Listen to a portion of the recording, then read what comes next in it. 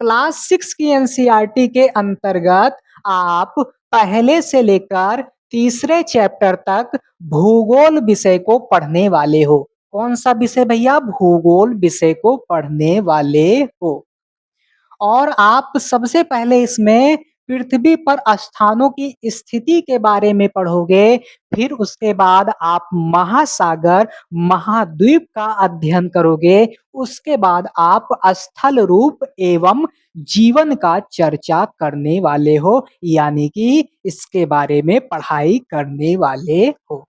तो इस तरह से आप देखोगे जो 1 से लेकर 3 अध्याय हैं उसमें आपको भूगोल पढ़ना होगा।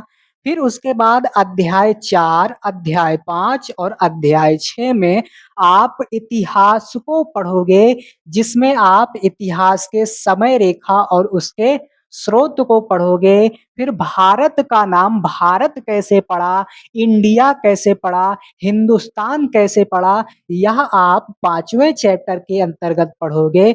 और उसके बाद आप 6ठे अध्याय में भारतीय सभ्यता का प्रारंभ पढ़ोगे।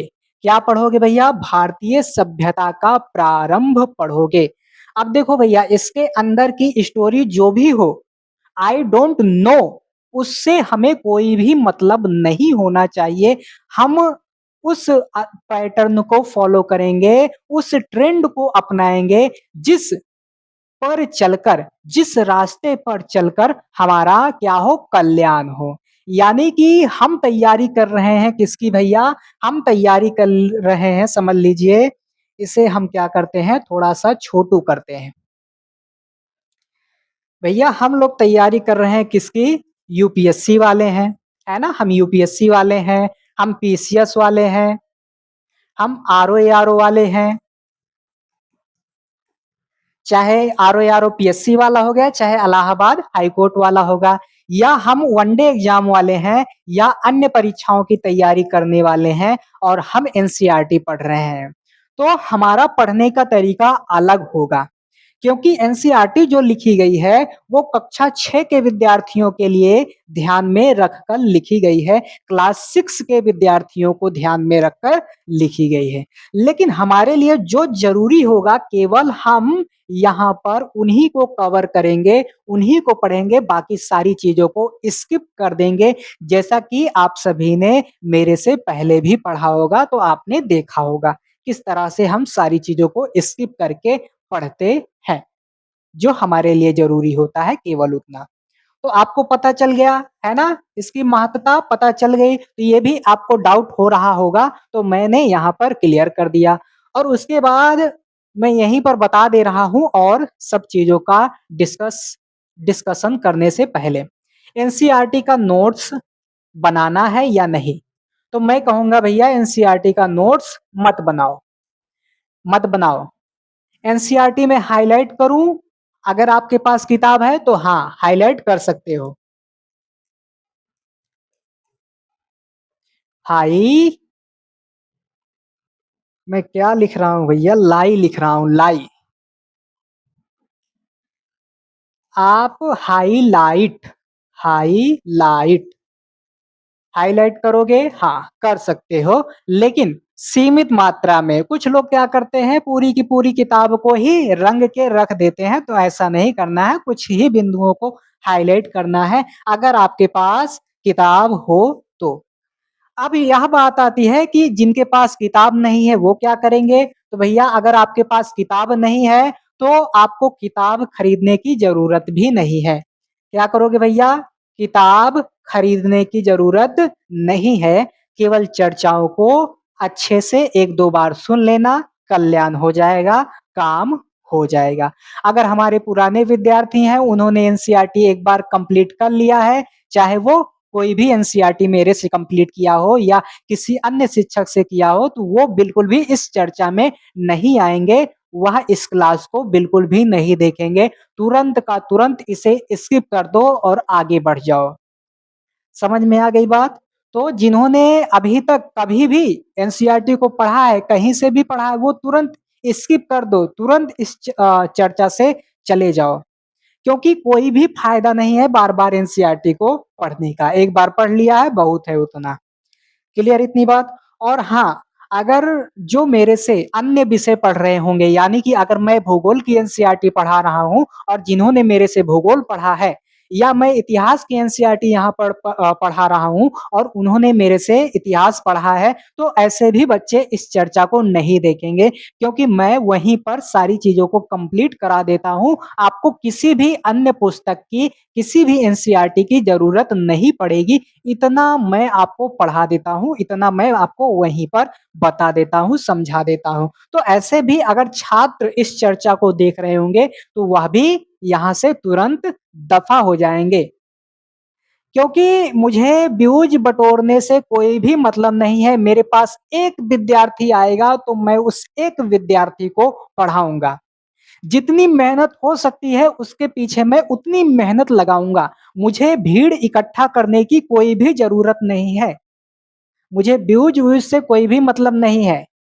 आप देखते होंगे कि इस चैनल पर बहुत कम लोग वीडियो देखते हैं, लेकिन मुझे उससे कोई भी मतलब नहीं है। एक भी बच्चा देख रहा है तब भी मैं खुश हूँ, लेकिन वो बच्चा हिम्मती होना चाहिए, मेहनती होना चाहिए। और मैं हमेशा से बताते चलता हूँ क्या ज़रूरी है, कितना ज़रूरी है, कहाँ पर ध्यान देना है, कहाँ पर ध्यान देने की ज़रूरत नहीं है। तो भैया इसीलिए मैं सारी चीज़ों को बता देता हूँ कि किनके लिए क्या ज़रूरी है, किनके लिए क्या ज़रूरी नहीं है। इसके अलावे भी कई सारे डाउट बने रहते हैं, जिन्हें मैं समय-समय पर याद आता जाता है तो वहीं पर बताता चलूँगा।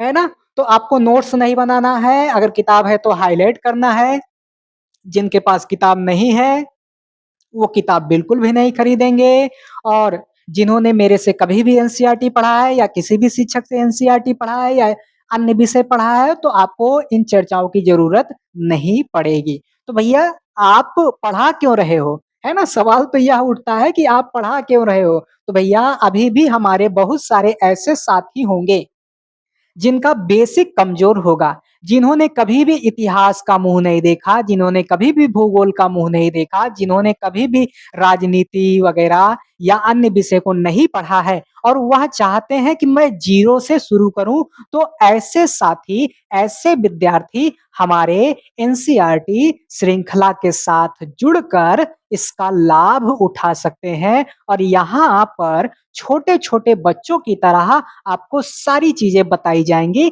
सारी चीज़ें समझाई जाएँगी।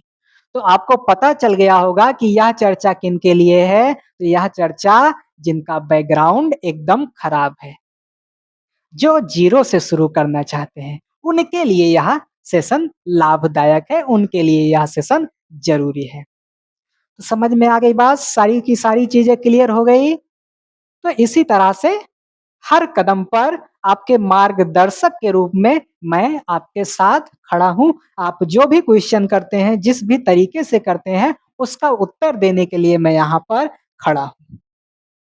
तो पता चल गया इसमें से 6 अध्याय हैं, 3 भूगोल के और 3 इतिहास के। तो हम यहाँ पर सारे के सारे को कंप्लीट करेंगे। फिर उसके बाद आपका अध्याय 7 हो जाएगा, अध्याय 8 हो जाएगा, ये कल्चर का विषय हो जाएगा। है ना? कहीं न कहीं कल्चर से संबंधित विषय हो जाएगा। इसमें आप देखोगे भारत की सांस्कृतिक जड़ें हमें पढ़ना है, फिर अनेकता में एकता के विचार को हमें यहाँ पर समझना होगा। क्या समझना होगा? अनेकता में एकता के विचार को हमें समझना होगा। कहीं न कहीं यह चैप्टर हमें वसुधैव कुटुम्बकम की भावना को या कुटुम्बकम की भावना से ओतप्रोत होते हुए दिखाई प्रतीत हो रहा है। तो यहाँ हम कल्चर से संबंधित कुछ विषय बिंदु पढ़ लेंगे। फिर उसके बाद हमें 9वें, 10वें, 11वें और 12वें चैप्टर के अंतर्गत पॉलिटी या राजनीति विज्ञान का अध्ययन करना है, जिसमें हम लोग परिवार, समुदाय, शासन, ग्रामीण, नगरीय क्षेत्र में स्थानीय शासन इत्यादि को हमें पढ़ना है। एक बात और याद आ गई है, तुरंत आप जान लीजिए, नहीं तो अभी भूल भटक हो जाएगा। देखिए, एनसीईआरटी को क्यों पढ़ें? एनसीईआरटी को क्यों पढ़ें? तो भैया इसलिए पढ़िए क्योंकि यह सरकारी किताब है। कौन-सी किताब है भैया? यह सरकारी किताब है। जब सरकारी किताब है भैया तो मान्य होगी। सरकारी किताब है तो हर जगह यह मान्य होगी। तो इसलिए भी आप एनसीईआरटी को पढ़ सकते हो, है ना? बाकी मैंने बता दिया कि किन के लिए एनसीईआरटी ज़रूरी है। तो ये हो गए चैप्टर, है ना? एक बार फिर से बता दे रहा हूँ कि हम लोग कौन-सी एनसीईआरटी पढ़ रहे हैं भैया? क्लास 6 की एनसीईआरटी को पढ़ रहे हैं और 6 के बाद हम 7 को पढ़ेंगे, 8 को पढ़ेंगे, 9, 10, 11, 12 वगैरह-वगैरह ऐसे करके चलते चलेंगे।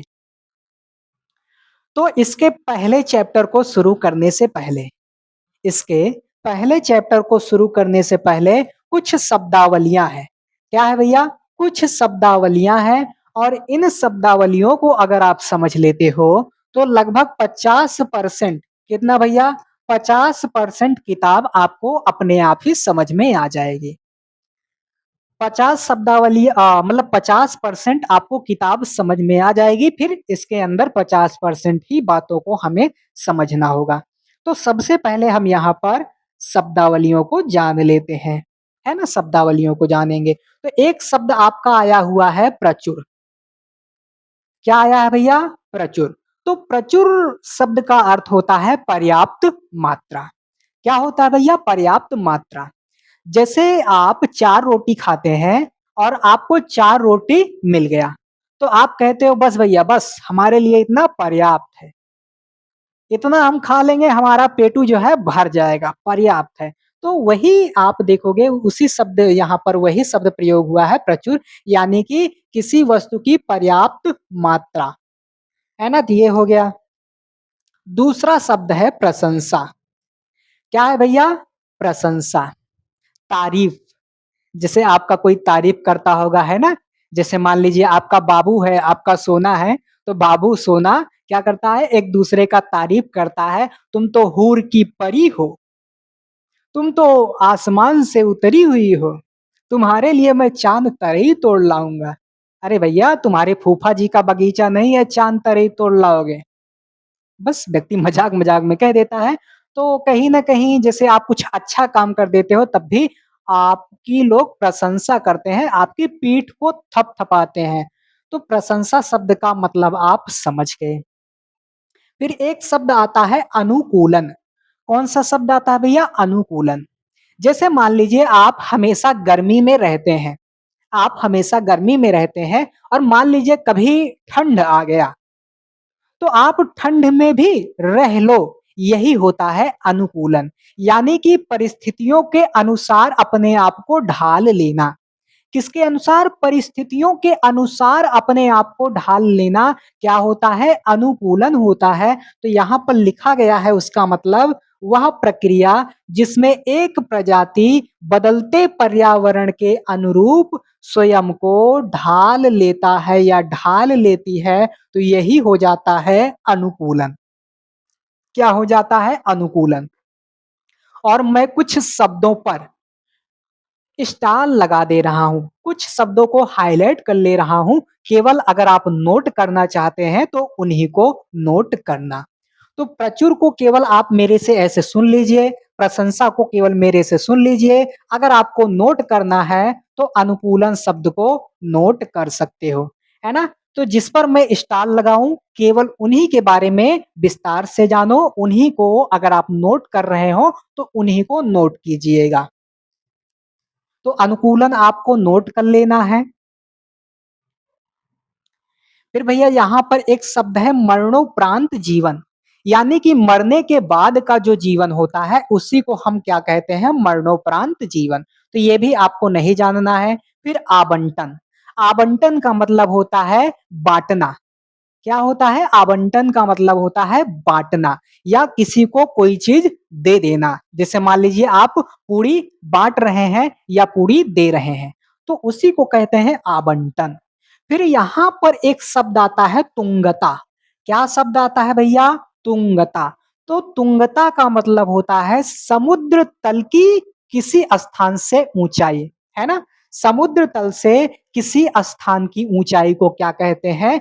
तुंगता कहते हैं। आप नोट करना चाहो तो तुंगता को नोट कर सकते हो। यहाँ पर मैंने स्टार लगा दिया। फिर उसके बाद एक शब्द आता है प्राचीन। प्राचीन का मतलब होता है पुराना। क्लियर? फिर पुरातत्व विज्ञानी, क्या होता है भैया? पुरातत्व विज्ञानी।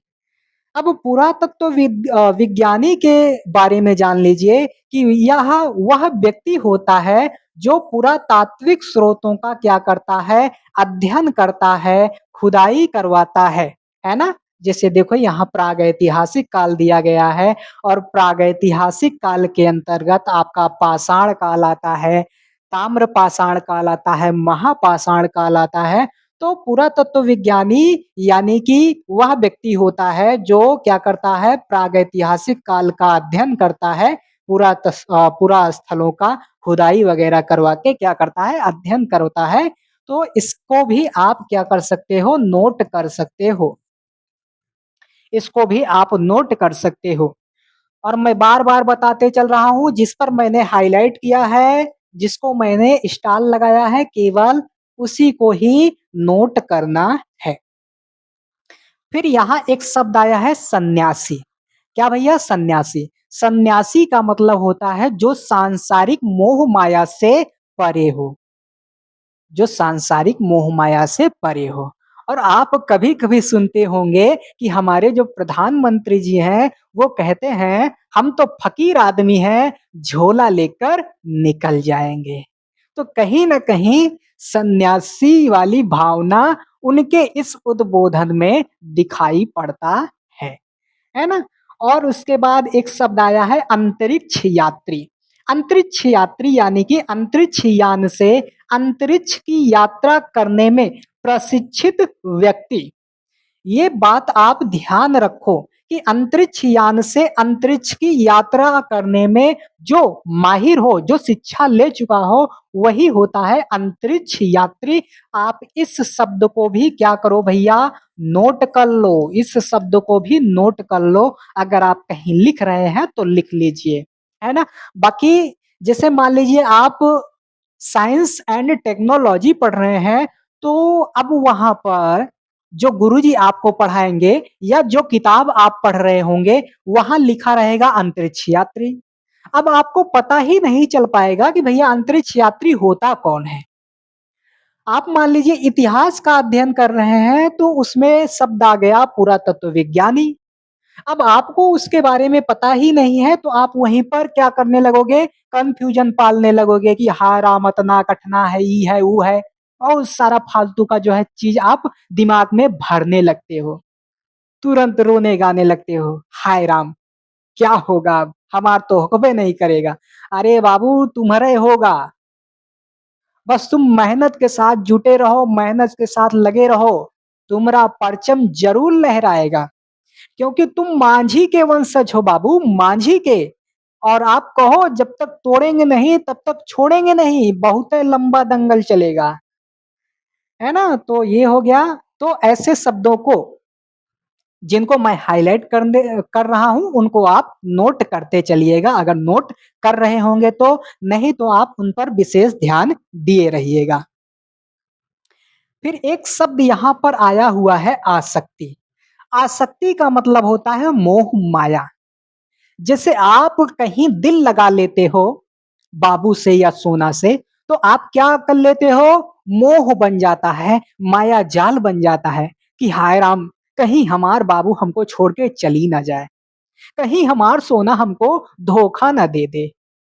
ऐसे ख़याली पुलाव आते हैं, है ना? तो कहीं न कहीं आसक्ति किसी के ऊपर आश्रय, किसी से मोह कर लेना, क्या होता है? आसक्ति होता है। देखो यहाँ पर लिखा गया होगा किसी व्यक्ति अथवा वस्तु के साथ गहरा संबंध यानी कि आप गहरा नाता जोड़ लेते हो अपने बाबू और सोना से। तो ये हो गया भैया। फिर मांगलिक और शुभ। शुभ का मतलब सुबह-शुभ। क्या भैया? सुबह-शुभ। बहुत अच्छा हो रहा है हमारे जीवन में। है ना? ये दिन हमारे लिए शुभ है, ये कपड़ा हमारे लिए शुभ है, ये बाइक हमारे लिए शुभ है। तो शुभ का मतलब कहीं न कहीं अच्छा होता है, कहीं न कहीं शुभारंभ होता है। क्या होता है? कहीं न कहीं अच्छा होता है, कहीं न कहीं क्या होता है भैया? शुभारंभ होता है। तो आशा करता हूँ इतनी शब्दावलियों को आपने अच्छे से समझ लिया होगा। फिर भैया यहाँ पर अगला शब्द आता है कौन-सा शब्द आता है? अगला शब्द आता है आपका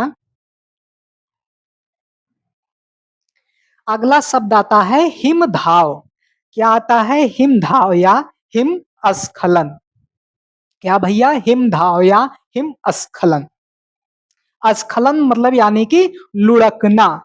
अब लुढ़कना कौन लुढ़क रहा है? तो हिम यानी कि बर्फ लुढ़क रहा है, लुढ़कते हुए गिर रहा है, गिर रहा है, गिर रहा है, तो कहेंगे हिमस्खलन हो रहा है। क्या हो रहा है भैया? हिमस्खलन हो रहा है। तो ये बात भी आप नोट कर लीजिए, क्योंकि जब भूगोल वाले मास्टर आपको पढ़ाएँगे, गुरुजी आपको पढ़ाएँगे, तो वह बोल के चले जाएँगे हिमधाव। अब बच्चा हिमधाव सुन लिया, अब बच्चा हिमस्खलन सुन लिया, तो कहेगा हाय राम का विपदा आन पड़ा है हमरे ऊपर। ये शब्द तो हम पहला बार सुन रहे हैं। हाय राम! इससे अच्छा तो हमार बबुए थी, बहुत अच्छा-अच्छा बोलती थी। ये तो मास्टर बड़ा कठिन शब्द बोल रहा है। तो भैया ऐसे रोने-गाने से अच्छा है कि पहले से ही मुझसे जान लो, मुझसे पढ़ लो। तो ये हो जाएगा हिमधाव या हिमस्खलन। स्टोरी आप पढ़ते रहिएगा। स्टोरी भी क्या करिएगा भैया, आप पढ़ते रहिएगा, यानी कि पर्वत पहाड़ की ढलान से हिम अथवा बर्फ का गिरना क्या होता है भैया? हिमस्खलन होता है। फिर आता है खाड़ी। खाड़ी का मतलब होता है चारों ओर भूमि अंदर की ओर धसी हो, यानी कि जैसे मान लीजिए ये कोई भूमि है और इसके इस तरफ यानी कि क्या है भैया? ये कोई भूमि है और इसके तीनों तरफ या चारों तरफ आप कह सकते हो, क्या भरा हुआ है? जल भरा हुआ है, या इसके तीनों तरफ क्या है? सागर या महासागर है। क्या है? सागर एवं महासागर है। ये समझ लीजिए भूमि का टुकड़ा है। क्या भैया? ये समझ लीजिए भूमि का टुकड़ा है और इस भूमि के तीनों तरफ या चारों तरफ क्या है भैया? जल ही जल है, और वह जल कहाँ का है? तो वह जल है समुंदरों का, वह जल है महासागरों का।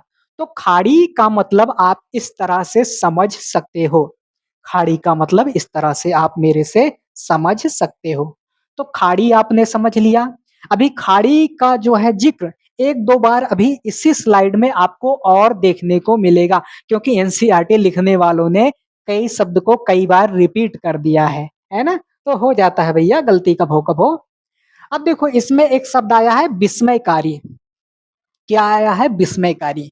कभी-कभी आप अचानक से अपनी प्रतिछाया को, अपनी परछाई को देख लेते हो, तो आप आश्चर्यचकित हो जाते हो, आप विस्मित हो जाते हो, है ना? चौंक जैसे जाते हो या उलझन, भ्रम की भावना हो जाती है, तो उसी को कहते हैं विस्मय, है ना? तो यहाँ पर आपको सबसे पहले तो भैया इस खाड़ी वाले शब्द को भी नोट कर लीजिए। अब देखो मैं नोट इसलिए करा रहा हूँ क्योंकि आप इन शब्दों से परिचित रहो, ना कि जो हाइलाइट कर रहा हूँ कुछ लोग सोच रहे होंगे यहाँ से क्वेश्चन पूछा जाएगा, कुछ नहीं पूछा जाएगा। बस खाली नोट कर लो जो बता रहा हूँ, कुछो नहीं पूछा जाएगा। बस खाली आपको समझने के लिए मैं बता रहा हूँ। तो खाड़ी शब्द भी आप नोट कर लीजिए। फिर एक ठो है बिटुमन। बिटुमन आप देखोगे एक प्रकार का चिपचिपा पदार्थ होता है। चिपचिपा पदार्थ जैसे आप देखोगे डामर, है ना डामर। आपने देखो ऐसे सड़क बन रही थी ना, ऐसे-ऐसे सड़क बन रही थी, ऐसे-ऐसे, ऐसे-ऐसे, ऐसे उसपे जो है गिट्टू पड़ रहा था, है ना? उसपे जो है ऐसे गिट्टा वगैरह सब पड़ रहा था मसाला मिला के, और आप जो है स्कूल जा रहे थे, कॉलेज जा रहे थे और नया-नया रोड बना था, आप उसी पे ऐसे चला के चले गए। आपके टायर में, आपके चप्पल में, आपके जूते में क्या लग गया? डामर लग गया। तो उसी को कहते हैं बिटुमन। यानी कि काला चिपचिपा पदार्थ होता है जैसे तारकोल या डामर। फिर एक ठो होता है बंधन, और आपने भोजपुरी जगत में एक गीत सुना होगा, बंधन बंधन प्यार का बंधन। तो उसी प्रकार से बंधन कई प्रकार के हो सकते हैं, है ना? प्रेम का बंधन हो सकता है, विवाह का बंधन हो सकता है, या मान लीजिए कहीं जुड़ाव से संबंधित हो जाता है, तो बंधन के कई मतलब हो सकते हैं अलग-अलग जगहों पर अलग-अलग, है ना? तो बंधन आप देख सकते हो। फिर बुलडोज़र, आपने उत्तर प्रदेश में बुलडोज़र बाबा के नाम से एक व्यक्ति को जानते ही होंगे, है ना? तो बुलडोज़र के बारे में उतना कुछ यहाँ पर नहीं जानना है। फिर एक शब्द आता है प्रधान बिंदु। क्या भैया? एक शब्द आता है प्रधान बिंदु। अब ये प्रधान बिंदु क्या होता है? कुछ लोग कहेंगे भैया क्या होता है ये प्रधान बिंदु? तो देखिए जैसे आप देखते होंगे 4 दिशाएं हैं, है ना? ये समझ लीजिए उत्तर है, ये समझ लीजिए दक्षिण है, ये समझ लीजिए पूरब है, ये समझ लीजिए क्या है भैया पश्चिम है। तो प्रधान बिंदु यानी कि किसी एक दिशा को क्या कर रहा है? इंगित कर रहा है। जैसे मान लीजिए मैप में हमने ई 3 को मिटा दिया, ये समझ लीजिए ई 3 को मिटा दिया और एक को रख दिया तो ये क्या हो जाएगा? प्रधान बिंदु। इसको मिटा दिया, इसको रख दिया प्रधान बिंदु। तो कहीं न कहीं आप देखोगे मुख्य दिशाओं यानी कि उत्तर, दक्षिण, पूरब, पश्चिम में से कोई एक क्या हो जाएगा? प्रधान बिंदु हो जाएगा। प्रधान बिंदु एक रेखा भी हो सकती है, एक पाई भी हो सकती है, कई तरह से हो सकती है। तो प्रधान बिंदु के बारे में अभी यहाँ पर केवल इतना ही जानिए। तो एक शब्द आता है उत्कीर्ण, एक शब्द आता है तराशना। उत्कीर्ण और तराशना, जैसे मान लीजिए आप किसी चीज़ को तराश रहे हैं, किसी चीज़ को बना रहे हैं, तो तराशना इससे हो जाएगा। भजन या जप, आप सभी ने भजन-वजन तो सुना ही होगा और दादी वगैरह जो है और काफ़ी लोग जो है ऐसे भजते रहते हैं, है ना? राम राम, हरे कृष्णा, इस तरह से भजते हुए, जप करते हुए आप देखते होंगे। दम घुटना, यानी कि दम घुटने लगता है, साँस जो है फूलने लगती है, जब आप ज़्यादा तेज़ से दौड़ लेते हैं या कभी-कभी किन्हीं कारणोंवश दम घुटने लगती है। तो ये भी आपको उतना नहीं जानना है। घरेलू कार्य यानी कि घर का काम। फिर उसके बाद झंकार या खनखनाहट। आप देखते होंगे जब आप धनुष की प्रत्यंचा को खींचते हैं और खींच कर छोड़ते हैं, तो देखो एक प्रकार का झंकार उत्पन्न होता है। तो झंकार और कुछ नहीं, झंकार यही है। झंकार और कुछ नहीं, झंकार यही है। एक शब्द आया है यहाँ पर वृष्टि विस्फोट या बादल का फटना। आप देखते होंगे कभी-कभी बादल फट जाते हैं तो मूसलाधार वर्षा होती है और जहाँ होती है वहाँ सारी चीज़ें तहस-नहस हो जाती हैं। क्या हो जाती हैं? तहस-नहस हो जाती हैं। तो बादल का फटना आप बस ऐसे जानिए। सहयोग करना यानी कि किसी की मदद करना, ढह जाना यानी कि गिर जाना या बर्बाद हो जाना। फिर स्मरणोत्सव मनाना, यानी कि स्मरण उत्सव मनाना, किसी के याद में कुछ मनाना। जैसे आप अपने बाबू की याद में सैडी-सैडी होकर सैडी गाना सुनते हो, उसी प्रकार से क्या होता है भैया उत्सव मनाया जाता है। तो ये बातें हो गई। फिर आपको एक बात और जानना है समानता। क्या जानना है? समानता। और इसी के लिए कभी-कभी शब्द आता है समता, यानी कि समानता, बराबरी, है ना? विशेषताओं या विशिष्टता को साझा करना, यानी कि बराबरी, सबको बराबर समानता देना। तो ये भी आप चाहो तो नोट कर सकते हो, समता और समानता, ये आप नोट कर लो। फिर विचार करना या सोचना, कोई चीज़ आप सोच रहे हैं। अधिहरण करना, जब कोई प्राधिकारी किसी की संपत्ति का अधिग्रहण कर लेता है, तो ये होता है अधिहरण करना। फिर संगम या प्रयाग,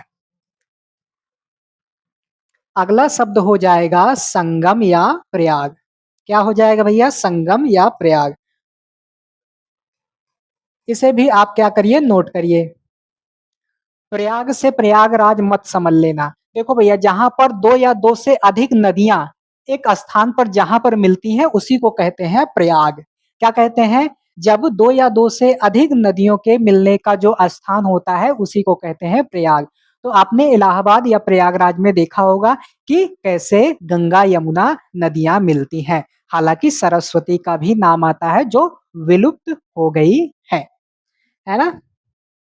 फिर चेतना या होश, व्यक्ति को जो है चेतना हो जाता है, मन जो है कभी-कभी जो है बेहोश हो जाता है ना?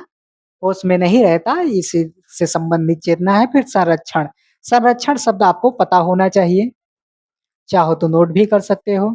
संसाधनों के अनावश्यक उपयोग को रोकना, यानी कि जैसे मान लीजिए जल है और जल को आप टोंटी खोल ले रहे हो, तो आप उसका संरक्षण नहीं कर रहे हो। आप दिन-दिन भर पानी बर्बाद कर रहे हो, तो वो संरक्षण नहीं होगा, वो उसकी बर्बादी होगी। अगर मान लीजिए आप जितना ज़रूरी है, जितना उपयोगी है, केवल उतना ही उपयोग करके फिर उसके बाद उसका बचाव कर रहे हो, उसका रख-रखाव कर रहे हो, तो उसी को कहते हैं यहाँ पर संरक्षण। तो संरक्षण शब्द भी आपको याद रखना है। और उसके बाद आपको एक शब्द याद रखना है तारामंडल। तारामंडल यानी कि तारों का एक ऐसा समूह जो आकाश में आसानी से पहचाने जाने वाली आकृति बनाते हैं। जैसे आपने सप्तऋषि करके तारा सुना होगा नाम, है ना? तो उसी प्रकार का एक समूह होता है यानी कि तारों का समूह ही तारामंडल कहलाता है। ये शब्द भी आपको पता होना चाहिए। फिर एक शब्द आपका आता है संविधान। क्या आता है? संविधान। आप इसे जो है एकदम हाइलाइट कर लीजिए, एकदम नोट कर लीजिए और जब आप उत्तर लेखन करते हैं, तब कभी-कभी आपको ऐसे शब्द के बारे में जानकारी माँग लिया जाता है और कभी-कभी प्रारंभिक परीक्षा में बहुत सारे पेपरों में यहाँ से क्वेश्चन पूछ लिया जाता है और कभी-कभी जब आप इंटरव्यू देने जाते हैं, उसके पहले जब आप प्री इंटरव्यू देने जाते हैं, यानी कि जो आपका मेन इंटरव्यू होता है, उसके पहले जो आप ट्रायल के रूप में देने जाते हैं, वहाँ ऐसे शब्द पूछ लिए जाते हैं और कभी-कभी आपके मेन वाले इंटरव्यू में भी पूछ लिया जाता है कि भैया संविधान क्या है? तो बहुत सारे हमारे साथी हकबका जाते हैं, जुबान लुड़खड़ाने लगती है कि हाय राम! का पूछ लिया? इतना बेसिक सी बात तो हम कबो पढ़बे ना किए। और जब पढ़बे ना किए तो ऊ मुस्कुरा-मुस्कुरा के नंबर काटेगा, है ना? जो मेंबर बैठा रहेगा, कहेगा, "हाँ बबुआ, बेसिक चीज़ नहीं पढ़े हो, आओ, आओ, आओ। आओ, तुम्हारा तो इंतज़ार ही कर रहे थे।" तो इसलिए आपको संविधान के बारे में पता होना चाहिए। ये बात आप नोट कर लीजिए। ऐसा प्रलेख या दस्तावेज जिसमें राष्ट्र के आधारभूत सिद्धांतों, नियमों का संग्रह होता है ना? एक दस्तावेज होता है। ये हो गया, परामर्श हो गया यानी कि किसी से राय माँगना, सलाह लेना, परामर्श देना यानी कि भैया ये काम ऐसा ना ऐसा करो तुम।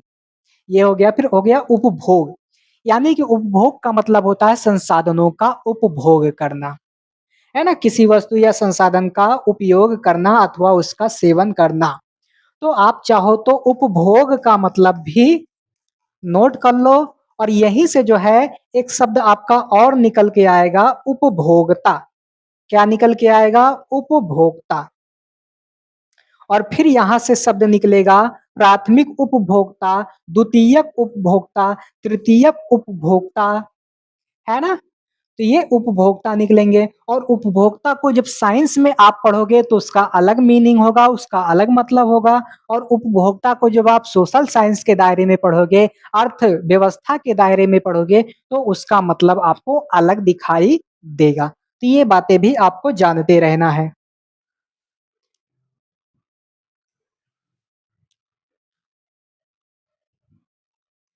अगला आपका शब्द है संदर्भ, प्रसंग या परिस्थिति।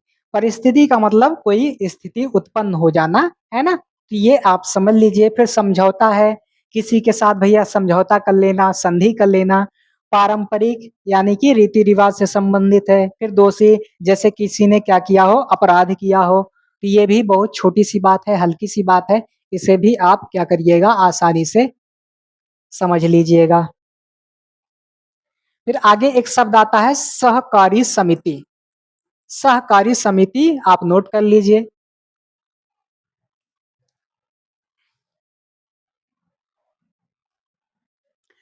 व्यक्तियों का एक औपचारिक समूह जिसमें आर्थिक और सामाजिक आवश्यकताओं की पूर्ति के लिए स्वतः मिलकर काम करते हैं। यानी कि सहकारी समितियों में जो है मिलकर काम करते हैं और यह एक प्रकार का औपचारिक समूह होता है। अब ये औपचारिक, अनौपचारिक समूह कैसा होता है, क्या होता है, ये आप क्लास 10th की एनसीईआरटी में पढ़ोगे, है ना? क्लास 10th की एनसीईआरटी में पढ़ोगे तो वहाँ और भी विस्तार से इसे आप अच्छे से समझोगे। ये हो गया। फिर उसके बाद आप ब्रह्मांड यानी कि व्यापक रूप से सुव्यवस्थित एवं संतुलित व्यवस्था जिसमें ग्रह, तारे, आकाश गंगाएँ सम्मिलित हों उन्हें क्या कहेंगे? ब्रह्मांड कहेंगे। ये विश्व जो लिखा है इसे आप काट दीजिए, हो सकता है एनसीईआरटी लिखने वालों से गलती हो गई। तो ब्रह्मांड आप देखोगे, ब्रह्मांड के अंतर्गत ग्रह, तारे, आकाशगंगाएँ, उपग्रह वगैरह सब कुछ उसमें दिखाई देंगी। तो आप ब्रह्मांड को भी क्या करो? नोट कर लो। ब्रह्मांड को भी क्या करो भैया? नोट कर लो, नोट कर लो। अगला आपका शब्द है निर्णायक। यानी कि जैसे आप देखते होंगे कोई युद्ध होता है, तो उसमें निर्णायक हुआ है, जैसे मान लीजिए कोई अगर जीत लेता है, तो वो निर्णायक माना जाता है ना? एक पक्ष हार जाता है, एक पक्ष जीत जाता है, तो वो निर्णायक होता है। लेकिन कभी-कभी ऐसा होता है कि युद्ध को पता ही नहीं चलता कि जीत गया है कौन, कौन हार गया है। तो ये ऐसे में निर्णायक नहीं माना जाता, तो निर्णायक का मतलब आप समझ सकते हो। खेती का मतलब और जोतना का मतलब यानी कि खेत है उसी को जोतना, खेती जोतना हो जाएगा। दुग्धशाला यानी कि डेयरी, जहाँ दूध को इकट्ठा किया जाता है, जैसे आप देखते होंगे आपके गाँव में डेयरी होगा, दुग्धशाला होगा, जहाँ आप गाय, भैंस वगैरह का दूध निकाल लेते हो, उसके बाद बेचने के लिए चले जाते हो डेयरी पर, तो वही है डेयरी। फिर एक शब्द आता है विकेंद्रीकृत। क्या आता है? विकेंद्रीकृत, इसको आप नोट कर लीजिए। विकेंद्रीकृत यानी कि स्थानीय कार्यालयों या प्राधिकरण को नियंत्रण कर देना।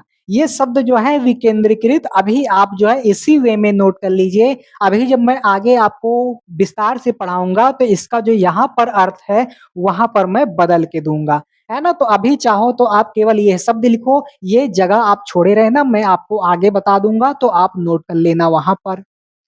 फिर उसके बाद आप देखोगे समर्पित, यानी कि समर्पण कर देना, किसी के प्रति समर्पित हो जाना, अपने आप को अर्पित कर देना। और फिर उसके बाद होता है अवज्ञा, यानी कि किसी की बात को ना मानना। किसी व्यक्ति या समूह को अधिकार, क्षमता या संसाधन देने की एक प्रक्रिया क्या कहलाती है? सशक्तिकरण कहलाती है। कभी-कभी आप सुनते होंगे नारी सशक्तिकरण। क्या सुनते हैं? नारी सशक्तिकरण। तो आप तुरंत कन्फ्यूजन में पल जाते हैं, तुरंत कन्फ्यूजन पालने लगते हैं कि भैया ये सशक्तिकरण क्या होता है? तो सशक्तिकरण का मतलब यहाँ पर जानो, अब आपको समझ में आ गया होगा, है ना? कि संसाधन देने की एक प्रक्रिया क्या कहलाती है? सशक्तिकरण कहलाती है। क्लियर? अब देखो सामना करना या मुठभेड़, है ना? यानी कि जैसे मान लीजिए कहीं आप देखते होंगे कि भीड़ जो है उग्र हो जाती है, तो दोनों में टकराहट हो जाती है। जैसे कभी कहीं आंदोलन हुआ, तो पुलिस और जनता के बीच में क्या हो जाता है? टकराव हो जाता है। उसी को कहते हैं सामना करना। फिर संकट में डालना, इसका मतलब मैं नहीं जानना है। लागू करना, बाध्य करना, तो लागू करना भी उतना ज़रूरी नहीं है। उकेरना, उत्कीर्ण करना, यानी कि जिसे आप पत्थर देखते होंगे, पत्थर पर देखो उसपे लिख दिया जाता है ना? अभिलेख लिख दिया जाता है, तो उसी को कहते हैं उकेर दिया गया है। तो ये हो गया। फिर सुधरना या सुधारना, ये समझ सकते हो। समृद्ध बनाना यानी कि शक्तिशाली बनाना। संरक्षित करना अथवा पवित्र मानकर रखना, यानी कि किसी भी चीज़ को रखना। महाकाव्य, महाकाव्य का मतलब जानो यहाँ पर? एक लंबी कविता जिसमें प्रायः पूर्व काल के नायकों और अन्य महान व्यक्तियों की वीरता का वर्णन होता है, वही कहलाता है महाकाव्य। और फिर आप एक शब्द याद करो, नोट करो, भूमध्य रेखा यानी कि इक्वेटर। पृथ्वी की सतह पर आप देखोगे 0 डिग्री अक्षांश पर खींची गई एक काल्पनिक रेखा, जो पृथ्वी को उत्तरी और दक्षिणी गोलार्ध में विभक्त करती है। यानी कि आप देखते होंगे ये ग्लोब है और एक काल्पनिक रेखा होती है, क्या भैया? 0 डिग्री, जो ग्लोब को 2 भागों में बाँटती है। और यह एक प्रकार की कौन-सी रेखा होती है? काल्पनिक रेखा होती है। कौन-सी रेखा भैया? काल्पनिक रेखा होती है। तो यही होता है भूमध्य रेखा। फिर उसके बाद युग, संवत या एरा। तो एरा के बारे में हम आगे डीप में पढ़ेंगे, यहाँ जानने की कोई ज़रूरत नहीं है। एक शब्द आप याद कर लो, अपर्दन। क्या याद करोगे? अपर्दन। और भूमध्य रेखा कभी-कभी जो है क्वेश्चन पूछ लिया जाता है। भूमध्य रेखा से कभी-कभी क्वेश्चन पूछ लिया जाता है, तो इसीलिए इसे हल्के में मत लेना, इसे हल्के में मत लेना। अपरदन से भी कभी-कभी क्वेश्चन उठा के पूछ लेता है और कभी-कभी एकदम बेसिक क्वेश्चन, एकदम हल्का क्वेश्चन पूछ लेता है, तो आपका इसी से कंप्लीट हो जाएगा। तो इसलिए इसे भी हल्के में मत लेना, यानी कि जैसे मान लीजिए जल हो गया, पवन हो गया या वर्षा हो गया, उसके माध्यम से मिट्टी या चट्टान का जो कटाव होता है, उसी को कहते हैं कि भैया अपरदन हो रहा है। क्या हो रहा है बछवा? अपरदन हो रहा है।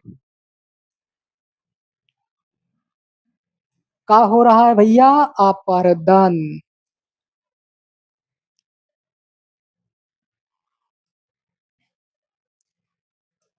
चलिए भैया, अभी जल्दी-जल्दी से हमें यहाँ पर खींचना है।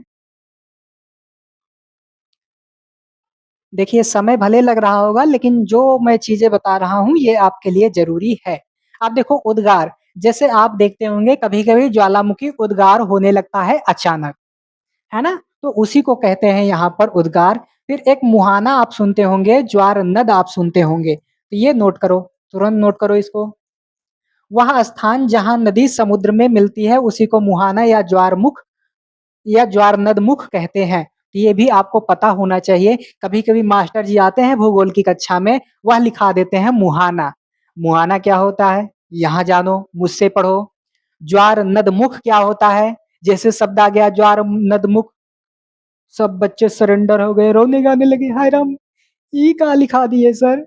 ई क्या बोल दिए? तो मास्टर आके ऐसे बोल के चला जाता है, किताबें में आप पढ़ते हो ज्वार नदमुख, कहते हो हाय रामी कौन-सा शब्द आ गया? तो भैया मेरे से पढ़ो, मेरे से जानो और उसके बाद फिर जाके तबाही मचाओ, तहलका मचाओ। तो आपको पता चल रहा होगा ना कि जिनको बेसिक चीज़ें नहीं पता होती या जो चाहते हैं कि ज़ीरो से पढ़ें, शून्य से पढ़ें, तो उनके लिए क्या है ये सारी चर्चाएँ हैं। क्लियर हो रही हैं बातें ना? हाँ, क्लियर करते चलो। फिर एक ठो शब्द आता है विकास या उद्भव। अब देखो जैसे आप इकोनॉमी अर्थव्यवस्था के अंतर्गत विकास को पढ़ोगे, तो विकास का मतलब होता है डेवलपमेंट और वैसे भी विकास का मतलब जो है उद्भव से कभी-कभी जोड़ दिया जाता है, तो इसका मतलब बदल जाता है ना? तो इसका मतलब कहीं न कहीं बदल जाता है। तो यहाँ पर इतिहास से जोड़ा गया है, तो इसका मतलब हो जाएगा पृथ्वी के इतिहास में आदि काल से विभिन्न प्राणियों के क्रमिक विकास की प्रक्रिया क्या कहलाती है? उद्भव या विकास कहलाती है। लेकिन जब आप इसे अर्थव्यवस्था के संदर्भ में पढ़ोगे, तो यह परिभाषा जो है, यह बात थोड़ा बदलते हुए आपको दिखाई देगी, वो डेवलपमेंट से जुड़ जाएगी।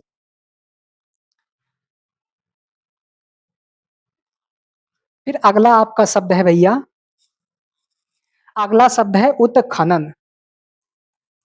उत्खनन इसे भी आप चाहो तो नोट कर लो, फिर उसके बाद उत्खननकर्ता के बारे में आप जान लो। एक होता है खुदाई से संबंधित उत्खनन और जो खुदाई करवा रहा है वो हो जाएगा उत्खननकर्ता और जो उसमें उपकरण लगेंगे वही हो जाएगी मशीन।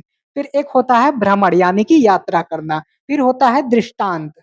दृष्टांत का मतलब होता है उदाहरण देते हुए किसी भी चीज को समझाना। दृष्टांत, उदाहरण देते हुए किसी भी चीज को समझाना क्या होता है? दृष्टांत होता है। यानी कि आप उदाहरण देकर किसी भी चीज़ को क्या कर रहे हो, समझा रहे हो, यही हो जाता है दृष्टांत। फिर विस्तार यानी कि विस्तार से समझाना, फिर शोषण या स्वार्थ साधन। शोषण का मतलब होता है आप किसी के साथ स्वार्थवश जुड़े हुए हैं। जैसे मान लीजिए आप कभी-कभी प्रेम करने लगते हैं, तो आप स्वार्थ की भावना से प्रेम करते हैं, कभी-कभी उसके दौलत के लालच में आप प्रेम कर बैठते हैं, तो कहीं न कहीं स्वार्थ, शोषण जुड़ा हुआ होता है। ये भी आप समझ सकते हो। फिर अन्वेषण या पर्यवेक्षण, किसी जगह वस्तु के बारे में पता लगाने या खोजने का कार्य क्या होता है? अन्वेषण कहलाता है। क्या कहलाता है? अन्वेषण कहलाता है। ये बात भी आप नोट कर लीजिए। आप देखोगे निर्यात यानी कि बाहर भेजना। अब देखो जब आपको पढ़ाया जाता है आयात और निर्यात, क्या पढ़ाया जाता है? आयात और निर्यात। तो प्रायः बहुत सारे हमारे ऐसे साथी होते हैं, मैं एक जगह पढ़ा रहा था, बार-बार विद्यार्थी मुझे डिस्टर्ब कर रहा था कि सर ये आयात क्या होता है? निर्यात क्या होता है? बार-बार खड़ा होके पूछ रहा था। तो भैया यहाँ पढ़ लो ना, यहाँ समझ लो ना, सारे का अर्थ मैं बता रहा हूँ, समझो तुरंत। यहाँ मैं सारा कुछ बता रहा हूँ, सारे का सारा का अर्थ समझो यहाँ पर। निर्यात, निर्यात का मतलब होता है बाहर भेजना। एक देश द्वारा अपने यहाँ से निर्मित वस्तुएं या सेवाओं को दूसरे देशों को बेचना क्या कहलाता है भैया? निर्यात कहलाता है। और प्रायः विद्यार्थियों के मन में यही डाउट बन जाता है, आयात और निर्यात क्या होता है? निर्यात, निर्यात ऐसा समझो। जब भी डाउट आए, जब भी दिक्कत आए तो कहो निर्यात। जब आयात का बारी आए, आयात, आयात, आयात, इस तरह से करना तो आपको कभी नहीं भूलेगा। विद्यार्थी आयात निर्यात में कंफ्यूजन पाल लेते हैं, तो निर्यात, आयात, निर्यात, आयात इस तरह से याद करना है। फिर निष्कर्षण या सार, जैसे आप देखते होंगे महाभारत का जो सार है वो क्या है? भागवत गीता है। तो उसी प्रकार से ये सार समझो, सार यानी कि निष्कर्ष का भैया, निष्कर्ष। फिर ये सरल बनाना यानी कि आसान कर देना, कारखाना यानी कि फैक्ट्री जिसमें मान लीजिए कोई मशीन बन रही है, मान लीजिए अन्य संसाधन बन रहे हैं तो कारखाना हो जाएगा। फिर प्राणी समूह यानी कि प्राणियों का एक समूह प्राणी समूह कहलाता है। फिर अनुकूल या सहायक यानी कि जो जरूरी होता है, जो अनुकूल होता है वही सहायक अनुकूल हो जाएगा। फिर शुल्क, शुल्क का मतलब होता है फी। जैसे मान लीजिए अगर मैं पढ़ा रहा हूँ और पैसा लेने लगूँ तो वही हो जाएगा शुल्क। फिर प्रतिमा, प्रतिमा जैसे मान लीजिए कोई व्यक्ति टपक गया और वो महान व्यक्ति है तो उसकी मूर्ति बना दी जाती है, वही होता है प्रतिमा। और ये जो वित्त है, वित्तीय है, ये धन से जुड़ा हुआ है, मुद्रा से जुड़ा हुआ है। और उसके बाद तैयार माल, जैसे मान लीजिए कच्चा माल है, उसको सबको बना के उपभोग करके या कुछ भी करके माल को तैयार कर दिया जाता है, रेडी कर दिया जाता है तो तैयार माल हो जाता है। फिर आकस्मिक बाढ़ यानी कि अचानक से अगर बाढ़ आ जाती है तो आकस्मिक बाढ़ कहलाती है। फिर वनस्पति समूह, वनस्पति समूह यह शब्द आप नोट कर लीजिए। यहाँ वनस्पति समूह से आशय है पौधों के समूह, है ना? यानी कि किसी विशेष स्थान या काल में पाए जाने वाले पौधों या वनस्पतियों का समूह वनस्पति समूह कहलाता है। एक शब्द आपको नोट करना है, लोक कथाएं। ये भी आप नोट कर लीजिए, नोट कर लीजिए लोक कथाएं यानी कि पीढ़ी दर पीढ़ी मौखिक रूप से या अन्य माध्यमों से संचारित कथाएं, लोकगीत और परंपराएं लोक कथाएं कहलाती हैं। यानी कि मुंह जबानी, जैसे आप अपने दादा दादी से कोई कहानी सुनते हैं, कोई किस्सा सुनते हैं, कोई गीत सुनते हैं और वह पीढ़ी दर पीढ़ी आपके दादा दादी आपको सुनाते हैं, आप अपने बच्चों को सुनाते हैं, आपके बच्चे अपने बच्चों को सुनाते हैं, तो पीढ़ी दर पीढ़ी क्या होती है? हस्तांतरित होती जाती है।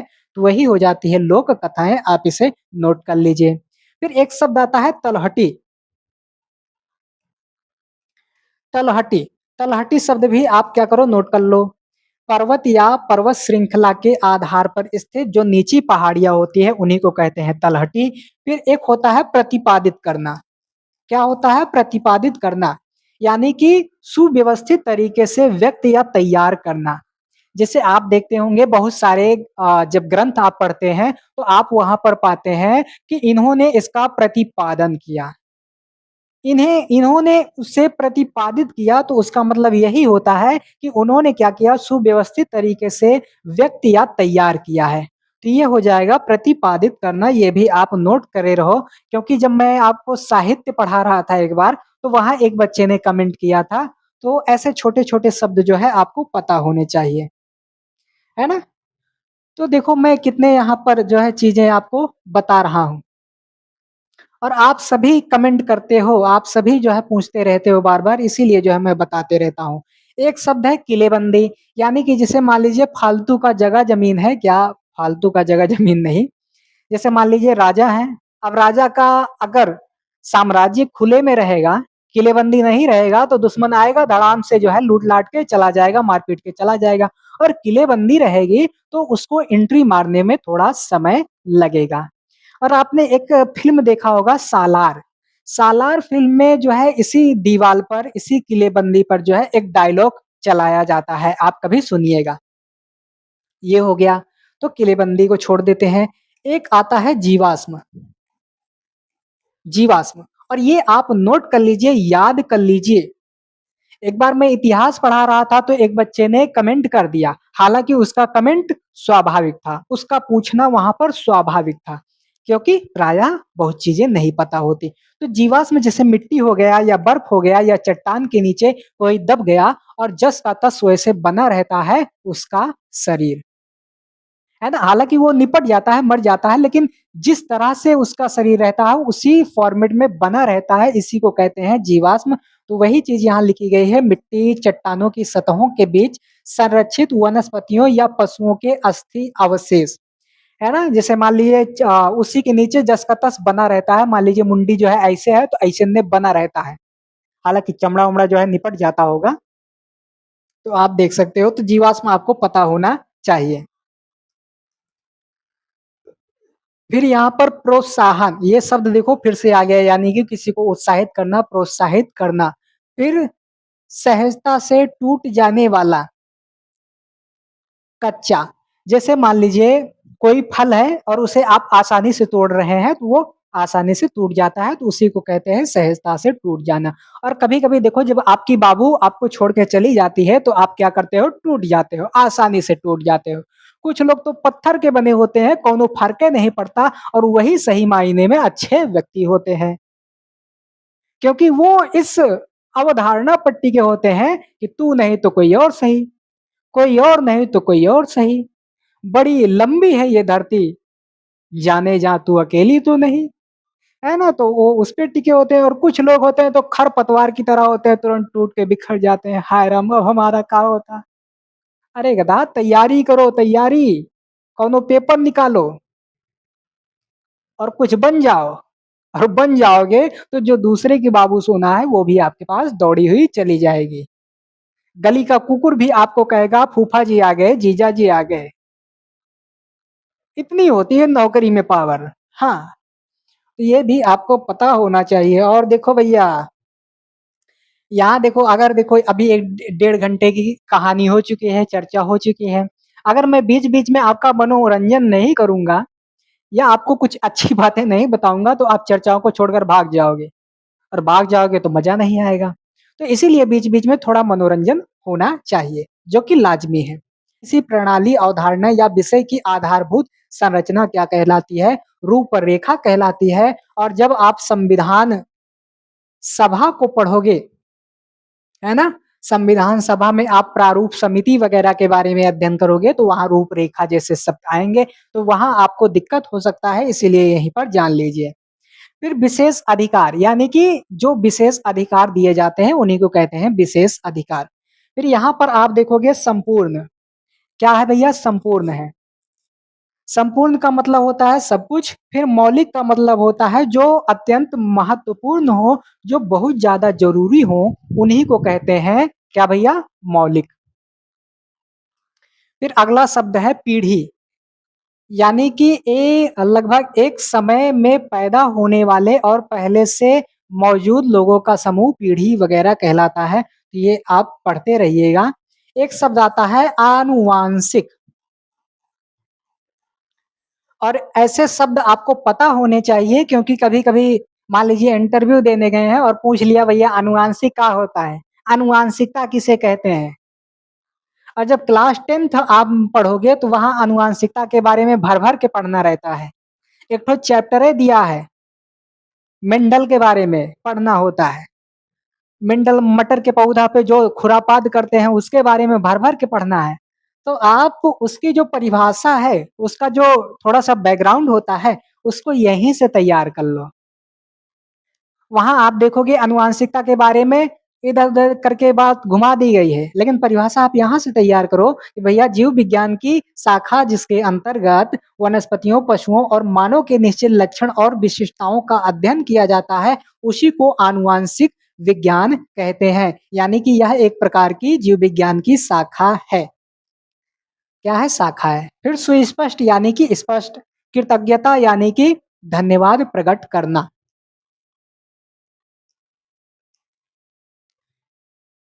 फिर एक आप देखोगे ग्रीन हाउस खेती।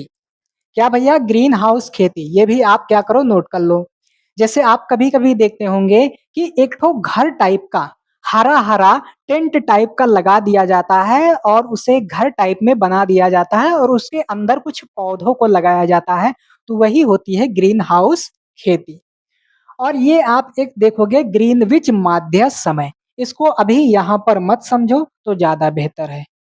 अभी यहाँ पर मत जानो ज़्यादा बेहतर है, बस इतना जानते रहो कि ग्रीनविच लंदन की रॉयल मेधशाला में माध्य सौर समय को विश्व के लिए संदर्भ समय के रूप में प्रयोग किया गया है। अभी मैं जब आगे इसके बारे में पढ़ाऊँगा तो विस्तार से पढ़ा दूँगा, तो इस शब्द के बारे में अभी आप भूल जाइए। ग्रेगोरियन कैलेंडर इसके भी बारे में अभी आप भूल जाइए, क्योंकि अभी जो है आपका लगभग जहाँ से हिस्ट्री इसमें शुरू होगा, वहाँ पहला चैप्टर लगभग आपको यही देखने को मिलेगा, तो वहाँ भर-भर के इसके बारे में पढ़ना है, तो यहाँ मत जानो अभी। फिर आप देखोगे गल्फ या खाड़ी, जिसके बारे में पीछे भी मैंने चर्चा किया था। पीछे भी मैंने क्या किया था, चर्चा किया था और मैंने कहा था कि यह शब्द कई बार रिपीट हुआ है। तो देखो, समुद्र का वह भाग जो लगभग धरती से घिरा होता है, यानी कि जैसे मान लीजिए ये भूमि हो गई, है ना? ये भूमि हो गई या धरती हो गई, तो इसके आप देखोगे तीनों चारों तरफ क्या होगा भैया? समुद्र होगा या जल होगा, तो वही हो जाएगा गल्फ या खाड़ी। ओला, आप देखते होंगे ना कभी-कभी बारिश के टाइम पर क्या गिरता है? ओला गिरता है। फिर पल्ली, छोटी बस्ती या छोटा-सा गाँव क्या कहलाता है? पल्ली कहलाता है। अरे भैया, हम तो पल्ली का मतलब तिरपाल समझे थे, या पल्ली का मतलब गाँव हो गया है। ये हो गया भैया। फिर उसके बाद परेशान करना, सताना, यानी कि क्या करते हो भैया? कभी-कभी जो है आप किसी अपने खास मित्र को फ़ोन कर के बार-बार परेशान करते हो, तो परेशान हो गया। सौहार्दपूर्ण यानी कि मिल-जुल कर रहने को क्या कहते हैं? सौहार्दपूर्ण कहते हैं। मित्र भाव यानी कि दोस्ती का भाव। आरोग्यकर्ता, आरोग्यकर्ता यानी कि जो परंपरागत तरीकों से रोग को ठीक करता हो या रोग से आराम दिलाता हो, उसी को कहते हैं आरोग्यकर्ता। ये शब्द भी आपको जानते रहना चाहिए। और आजकल तो इंटरनेट पर आप देखोगे बहुत सारे ऐसे बाबा हैं, भैया पर्चा खोल के सारी बातों को बता देते हैं। ऐसे मंत्र मारते हैं व्यक्ति, अपने एक पाँव पे आता है, 2 पाँव पे चला जाता है। व्यक्ति की आँख सही नहीं होती, मंत्र मार देते हैं, आँख सही हो जाती है। हाथ ऐसे रहता है, फूँक मार देते हैं, हाथ सही हो जाता है। तो आजकल इंटरनेट पर आप देखते होंगे बहुत सारे ऐसे बाबा हैं और बहुत सारे फर्जी बाबा भी हैं, झूठ बोल-बोल के कमाई कर रहे हैं, है ना? तो ऐसे आप देख सकते हो। तो उनमें से आप देखते होंगे बहुत सारे बाबा बहुत सारे रोगों को ठीक कर देते हैं, है ना? तो यही है भैया। झुंड, झुंड यानी कि पशुओं का बड़ा समूह या झुंड किसी का भी हो सकता है। फिर ऐतिहासिक या पारंपरिक धरोहर, ये आप नोट करो। धरोहर, धरोहर क्या होता है? ऐतिहासिक या पारंपरिक धरोहर यानी कि किसी परिवार, समुदाय या देश की बहुमूल्य वस्तुएं, परंपराएं और संस्कृति क्या हो जाती हैं? धरोहर हो जाती हैं। है ना? तो ये नोट कर लो।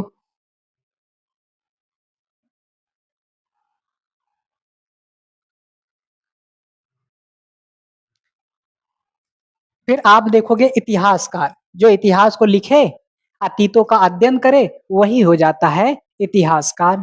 और इतिहास आप देखोगे अतीत और वर्तमान के बीच एक अनंत संवाद होता है। इतिहास क्या होता है अगर कोई पूछे तो अतीत और वर्तमान के बीच, अतीत और वर्तमान के बीच एक अनंत संवाद होता है इतिहास। तो ये हो गया इतिहास। तो इतिहासकार आप नोट कर लो और इतिहास के बारे में आप नोट कर लो। क्योंकि जब इतिहास पढ़ोगे दोनों बातें आपके सामने आएँगी, तो आपको पता होना चाहिए। एक परिभाषा आप लिख लीजिए कि इतिहास अतीत और वर्तमान के बीच एक अनंत संवाद है। जब भी कोई पूछे कि इतिहास क्या है, तब आप बताना इतिहास अतीत और वर्तमान के बीच एक अनंत संवाद है। तो आपको वो एक परिभाषा भी मैंने दे दिया, ये आप दोनों नोट कर लो। फिर आपका आता है एक शब्द सदन, क्या आता है? सदन, यानी कि ऐसी सभा जहाँ कानून बनाने पर चर्चा की जाती है और उसे पारित किया जाता है। आप देखते होंगे है ना जब सदन की कार्यवाही चलती है, तो देखो उसमें अपने नेता लोग कैसे-कैसे जा-जा के लड़ाई झगड़ा करते हैं, कुर्सी तोड़ने लगते हैं। बोलने लगो तो माइकवा बंद कर देते हैं, है ना? तो देखो कितना कलाकारी करते हैं, कोई सदन में जाके समोसा का चर्चा करता है ना?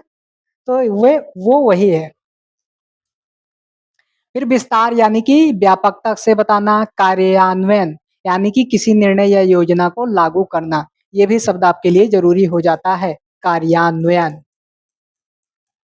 किसी निर्णय योजना को लागू करना, यहाँ आपने सदन में देखा पारित हो रहा है, यहाँ लागू हो रहा है। फिर आयात, अभी आपने पीछे समझा, निर्यात क्या होता है, अब आयात यानी कि दूसरे देशों द्वारा क्रय की जाने वाली वस्तु। क्या भैया निर्यात, आयात, निर्यात, आयात। तो मैंने समझा दिया और प्रायः बहुत सारे हमारे विद्यार्थी कन्फ्यूजन में पड़े रहते हैं। तो कन्फ्यूजन बच्चा दूर कर लो आयात निर्यात में। भारतीय मानक समय यानी कि संपूर्ण भारत में देखे जाने वाला आधिकारिक समय जो ग्रीनविच माध्य समय से 5 घंटे 30 मिनट आगे है। तो इसके बारे में अभी इतना जानो, इसे नोट कर लो, आगे मैं और भी विस्तार से बताऊँगा। आगे देखो संघटक या अवयव। जब आप साइंस पढ़ोगे तो वहाँ आपको ये शब्द देखने को मिल जाएँगे संगठक या अवयव। तो किसी वस्तु के संगठक प्रायः किसी खाद्य सामग्री या वस्तु में प्रयुक्त होने वाली सामग्री, तो ये संगठक हो जाएँगे। निवासी जैसे किसी क्षेत्र में निवास कर रहे होंगे या किसी विशेष स्थान से संबंधित हो जाएगा। फिर आपको एक शब्द जानना है शिलालेख। क्या जानना है? शिलालेख। शिलालेख में क्या होता है भैया, शिलाओं पर क्या कर दिया जाता है? लिख दिया जाता है, कुछ चीज़ें उत्कीर्ण कर दिया जाता है। प्रायः आप देखोगे शिलालेखों को पुरातात्विक स्रोतों के अंतर्गत रखा जाता है। किसके अंतर्गत रखा जाता है? पुरातात्विक स्रोतों के अंतर्गत रखा जाता है। पुरातात्विक स्रोत के अंतर्गत रखा जाता है ना? ये हो गया।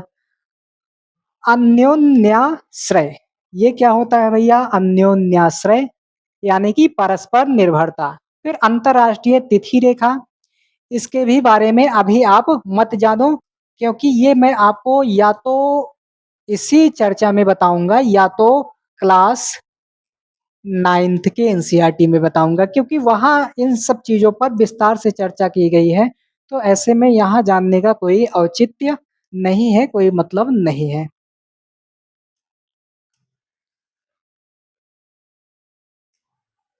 आगे बढ़ते हैं। डराना यानी कि किसी को डरा देना, जिज्ञासा मतलब इच्छा होना, आक्रांता यानी कि क्या भैया? बलपूर्वक आक्रमण करना, प्रार्थना यानी कि विनती विनय करना, विवेकपूर्ण ढंग से यानी कि अपने बुद्धि की दम पर। फिर भूदृश्य यानी कि प्राकृतिक घटा। प्राकृतिक घटा के बारे में आपको जानना चाहिए। प्राकृतिक घटा यानी कि भूमि के किसी क्षेत्र में दिखाई देने वाले परिदृश्य को क्या कहते हैं? भूदृश्य या प्राकृतिक घटा। फिर भूस्खलन यानी कि पर्वत के किनारों से अचानक मिट्टी या चट्टानों का गिरना भूस्खलन कहलाता है। ये भी आपको भूस्खलन पता होना चाहिए। फिर लावा आप शब्द नोट कर लीजिए, लावा। लावा भैया लावा, यानी कि पिघली हुई चट्टानों का द्रव जो ज्वालामुखी के विस्फोट के दौरान पहाड़ से निकलता है, उसी को कहते हैं लावा। क्या कहते हैं भैया? लावा। है ना? आप देखते होंगे इसे ज्वालामुखी जो है विस्फोटित होता है, तो इसके नीचे इसके अंदर से इसे ज्वाला, है ना? लावा इसे फूटता है ना? तो लावा भैया लावा। फिर लाइकेन, लाइकेन भी आप नोट करो। और ये शब्द जो है भूस्खलन, लावा, लाइकेन, ये सब आप 12th वगैरह की भी एनसीईआरटी में पढ़ते हो।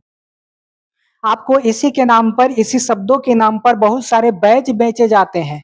बहुत सारे बैचों में यही सारा चीज़ें जो है पढ़ा-पढ़ा के आपका समय भी जो है क्या किया जाता है? ले लिया जाता है, अलग से पढ़ा-पढ़ा के।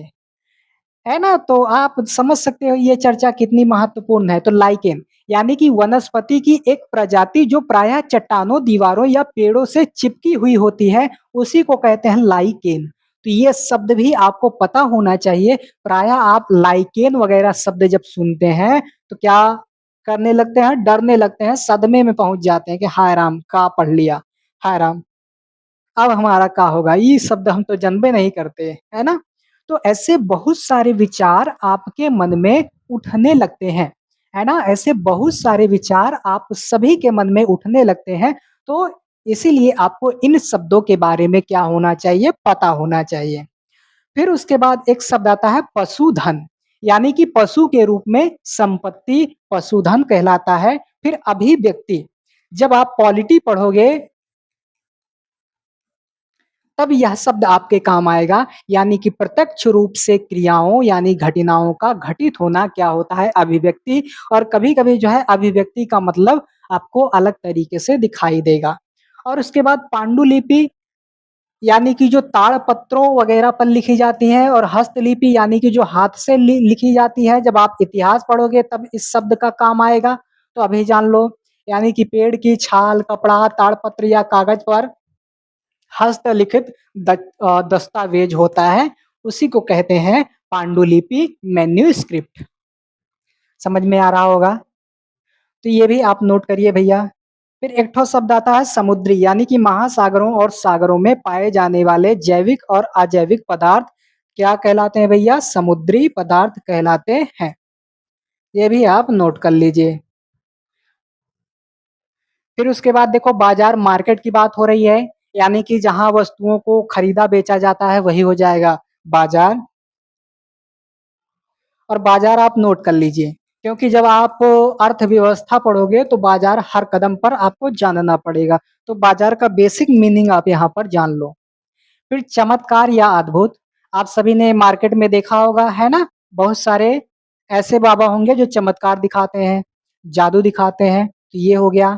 फिर अपर्याप्ति, अल्प, यानी कि मात्रा या गुणवत्ता में कमी।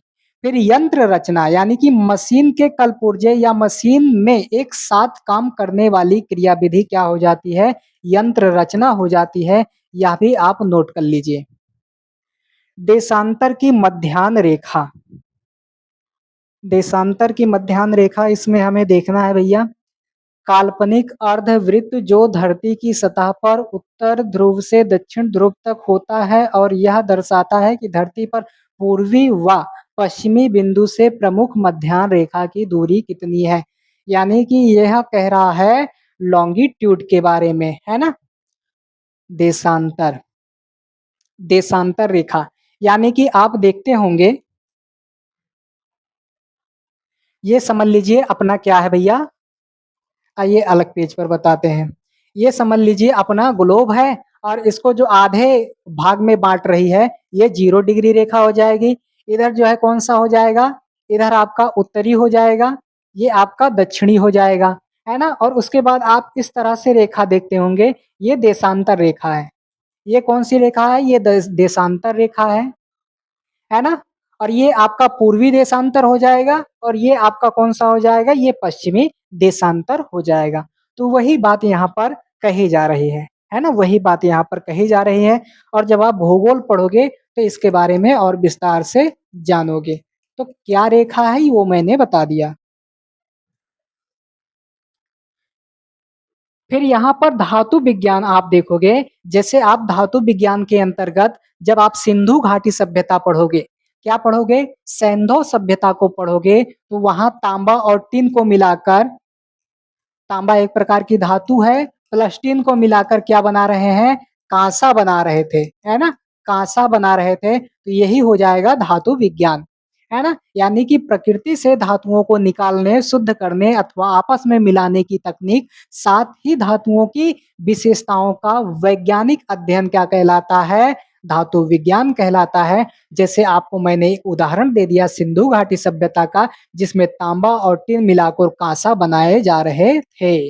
लोग कांसा बना रहे थे। क्लियर? ये भी नोट कर लीजिए। अत्यंत कुशल या निपुण, जैसे आज मान लीजिए मैं आपको एनसीईआरटी पढ़ा रहा हूँ, तो एनसीईआरटी पढ़ाने में मैं कुशल हूँ, निपुण हूँ। और बिचौलिया, जैसे मान लीजिए आपकी जब शादी होती है, तो उसमें एक ठो बिचौलिया करके होते हैं, जो इधर से भी होते हैं, उधर से भी होते हैं, यानी कि राह दिखाने का काम करते हैं, बिचौलिया का काम करते हैं, है ना? रिश्ता लेके आते हैं कि हमारे बाबू का रिश्ता हो जाए, तो बिचौलिया हो गया।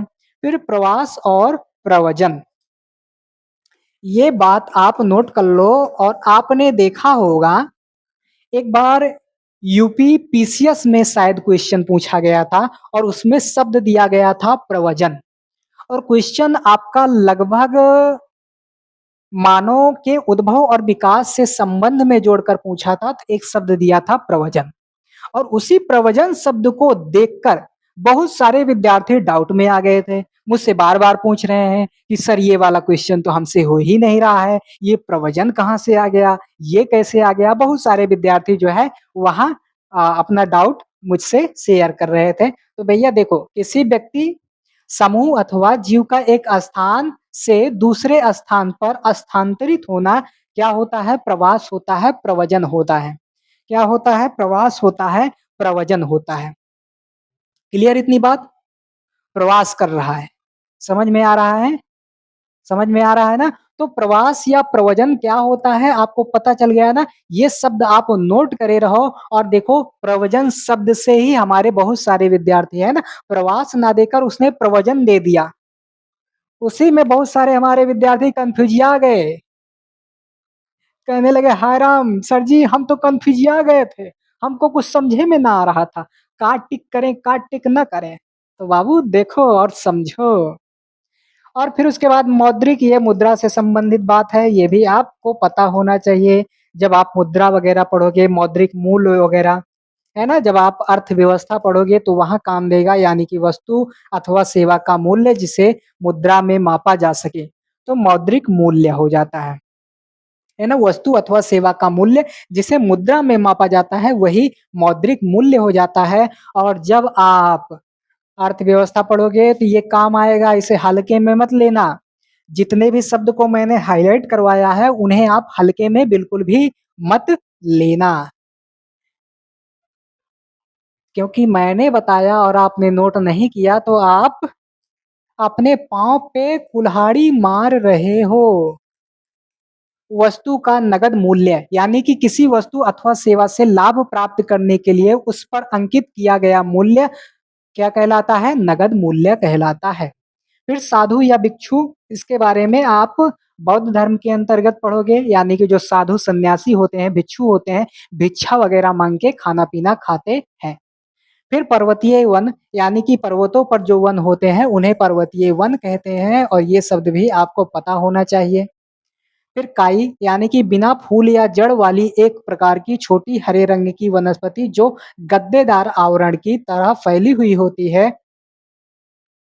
बिना फूल या जड़ वाली एक प्रकार की छोटी हरे रंग की वनस्पति जो गद्देदार आवरण की तरह फैली हुई होती है, उसी को कहते हैं काई। जैसे आप तालाब देखे होंगे तो तालाब में जो है हरी-हरी रंग की काई बिछी होती है। आप नदियों में देखते होंगे तो हरी-हरी रंग की काई आपको दिखाई दे जाती है, तो उसी को कहते हैं काई। ये आप जानते रहो, क्योंकि जब आप मान लीजिए वनस्पति शास्त्र वगैरह पढ़ोगे, तो उसमें आपको काम आ जाएगा।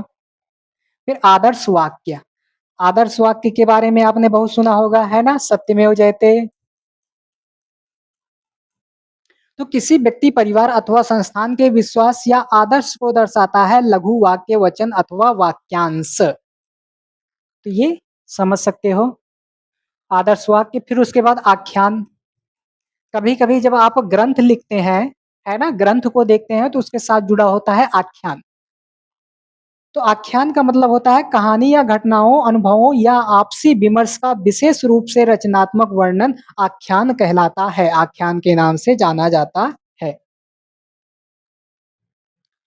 तो इसके बारे में आपको पता चल गया। फिर भैया एक शब्द आता है मूल निवासी। क्या भैया? मूल निवासी। और जब आप ज्योतिबा राव फूले को पढ़ेंगे, उनकी एक बड़ी ही फ़ेमस पुस्तक है गुलामगिरी और वहाँ से प्रायः बहुत सारी परीक्षाओं में क्वेश्चन पूछा जाता है। तो उन्होंने अपनी किताब में मूल निवासी शब्द का प्रयोग किया है काफ़ी बार, है ना? तो किसी विशेष क्षेत्र या देश में जन्म और पला-बड़ा व्यक्ति जो अभी भी उसी स्थान पर रहता हो, वहाँ का मूल निवासी होता है। फिर एक शब्द आता है संचालन। जैसे मान लीजिए अभी मैं इन कक्षाओं का संचालन कर रहा हूँ, तो मैं क्या हो जाऊँगा? संचालनकर्ता हो जाऊँगा या संचालक हो जाऊँगा। फिर मार्ग निर्देशक, जैसे मैं अभी आपको बहुत सारी ज्ञान की बातें बता रहा हूँ, आपके हर मार्ग की बाधाओं को मैं दूर कर रहा हूँ, तो मैं आपका क्या कह रहा हूँ? पथ निर्देशन कर रहा हूँ, पथ प्रदर्शक के रूप में आपके साथ जुड़ा हुआ हूँ।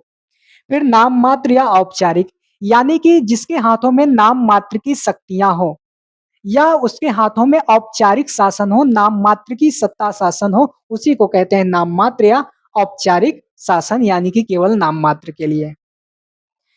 फिर उत्तरी ध्रुव जैसे आप देखोगे, मैंने पीछे भी बताया था, यहाँ भी एक बार जान लो। ये क्या हो गया? ये 0 डिग्री अपनी रेखा हो गई और ये क्या हो गया?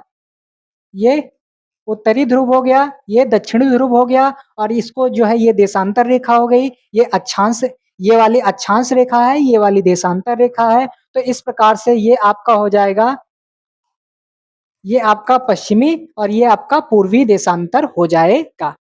समझ में आ गया? तो उत्तरी ध्रुव आप देखोगे इधर मिलेगा, दक्षिणी ध्रुव इधर मिलेगा और क्या बोलते हैं, पश्चिमी गोलार्ध और ये पूर्वी गोलार्ध हो जाएगा। तो इसी तरह से आप समझ सकते हो उत्तरी ध्रुव को। किस किससे समझ सकते हो? उत्तरी ध्रुव को समझ सकते हो।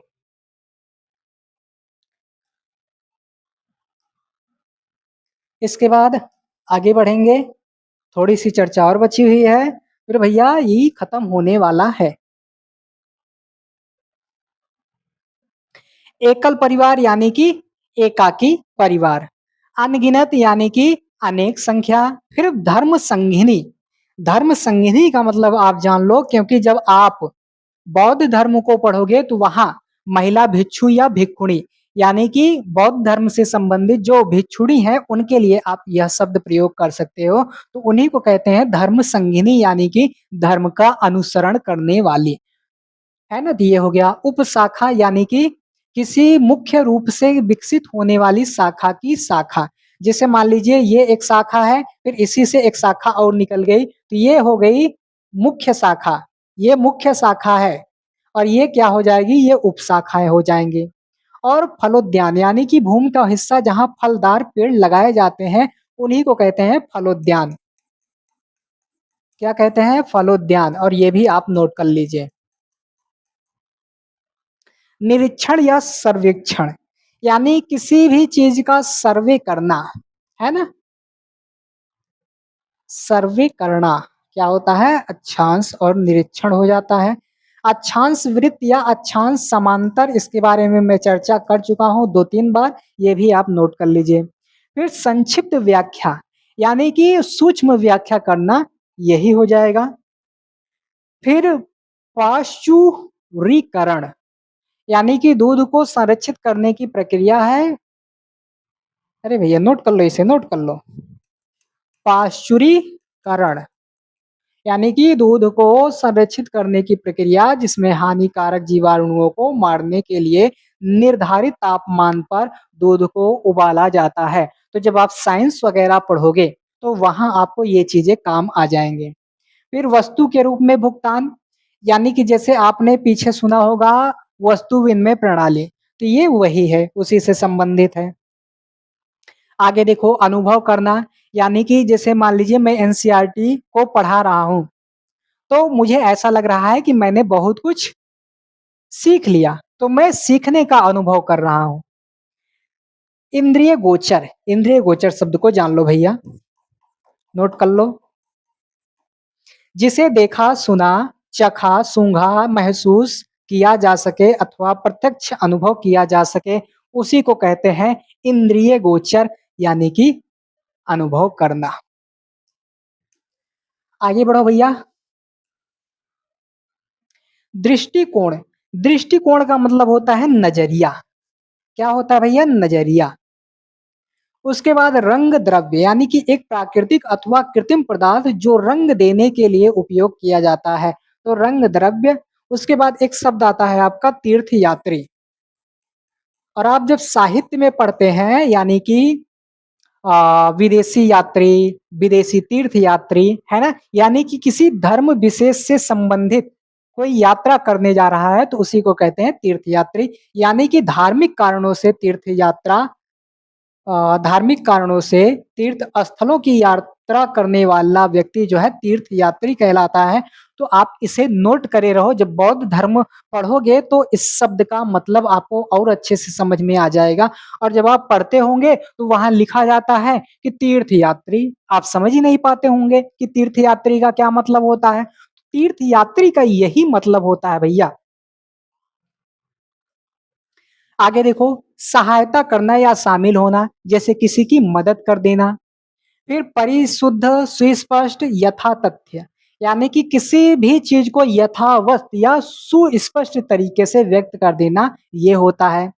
फिर प्रमुख याम्योत्तर, इसके बारे में मैं बता चुका हूँ।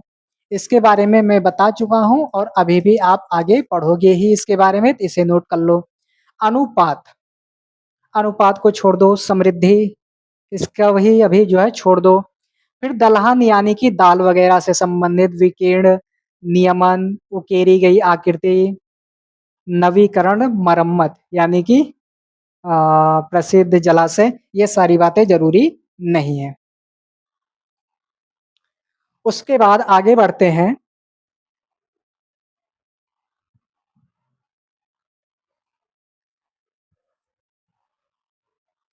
आगे आप देखोगे लचीलापन। लचीलापन, इसके बारे में आप जान लो। चुनौतियों और कठिनाइयों का सामना करने की क्षमता, जब आप पॉलिटी पढ़ोगे तब इसके बारे में अच्छे से जानोगे।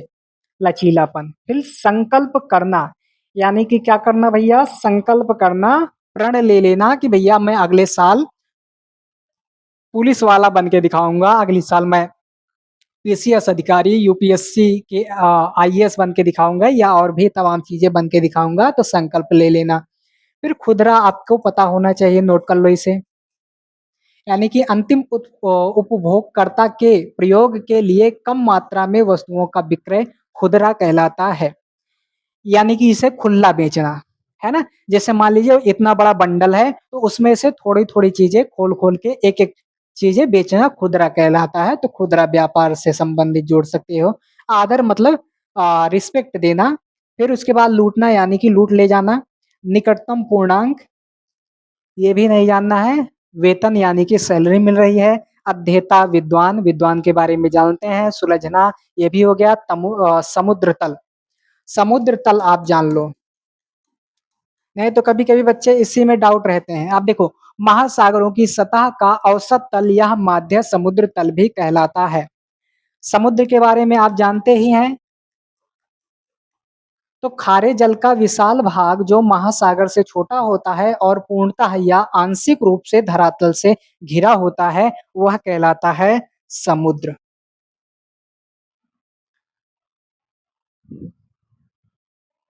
और फिर हमें यहाँ पर पढ़ना है द्वितीयक क्षेत्रक, आप इसे नोट कर लीजिए। आप इसे क्लास 10th की भी एनसीईआरटी में पढ़ोगे, यानी कि सेकेंडरी सेक्टर के बारे में। इसको आप जो है औद्योगिक क्षेत्रक भी बोल सकते हो, है ना। औद्योगिक क्षेत्रक भी बोल सकते हो, औद्योगिक क्षेत्रक, क्योंकि इसमें विनिर्माण, है ना, इसके अंतर्गत क्या आता है, विनिर्माण आता है। क्या आता है, विनिर्माण आता है। लिख लो, इसके अंतर्गत क्या आता है, विनिर्माण आता है, यानी कि गतिविधियों का वह समूह जो प्राथमिक क्षेत्र से लिए गए कच्चे माल को संसाधित करके बिक्री और उपभोग योग्य बनाता है, यानी कि यहाँ पर वस्तुओं को बनाई जाती है किससे, प्राथमिक क्षेत्र से चीजों को उठाकर। इसे औद्योगिक क्षेत्र के नाम से भी जाना जाता है, क्योंकि इसके अंतर्गत विनिर्माण शामिल है। फिर अन्वेषक, जिज्ञासु या साधक, यानी कि जिसके अंदर सीखने सिखाने की जिज्ञासा हो। जैसे मैं एनसीईआरटी पढ़ा रहा हूँ तो मैं क्या कर रहा हूँ, आपको सिखा रहा हूँ।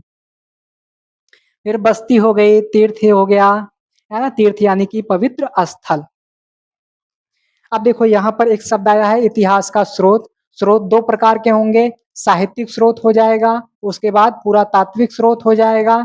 साहित्यिक स्रोत में भी हम लोग इसे जो है क्या करेंगे, दो भागों में बांटकर पढ़ेंगे। एक हो जाएगा देसी साहित्य और एक हो जाएगा विदेशी साहित्य, देसी और विदेशी। और फिर उसके बाद देसी साहित्य में भी हम जो है आ, देसी साहित्य को भी कई भागों में बांटकर पढ़ेंगे, जैसे बौद्ध साहित्य हो गया, जैन साहित्य हो गया, उसके बाद ब्राह्मण साहित्य हो गया। फिर उसके बाद भी जो वैदिक साहित्य है उसके अंतर्गत भी हम वेदों वगैरह को इत्यादि को पढ़ेंगे तो बहुत सारा पार्ट हो जाएगा। तो इसे भी आप नोट कर सकते हो। फिर दक्षिण ध्रुव इसके बारे में मैं बता चुका, कई बार बता चुका, इसे भी नोट कर लो। फिर प्रजाति, मिलते-जुलते प्राणियों का समूह जिसमें एक सी विशेषताएँ होती हैं, उन्हें क्या कहते हैं? उन्हें प्रजाति कहते हैं और प्रजाति आप नोट कर लो। नहीं तो वहाँ आपको जो जब विज्ञान वगैरह में आप इसे पढ़ोगे तो वहाँ मास्टर आएगा बस बोल के चला जाएगा और आप टुकुर-टुकुर देखते रह जाओगे, कहोगे हाय राम! ये प्रजाति का होता है बे? है ना? इसे टुकुर-टुकुर देखते रह जाओगे और कहोगे भैया ये क्या होता है जी?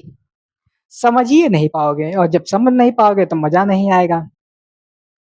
फिर अगला है प्रभावशाली या शानदार।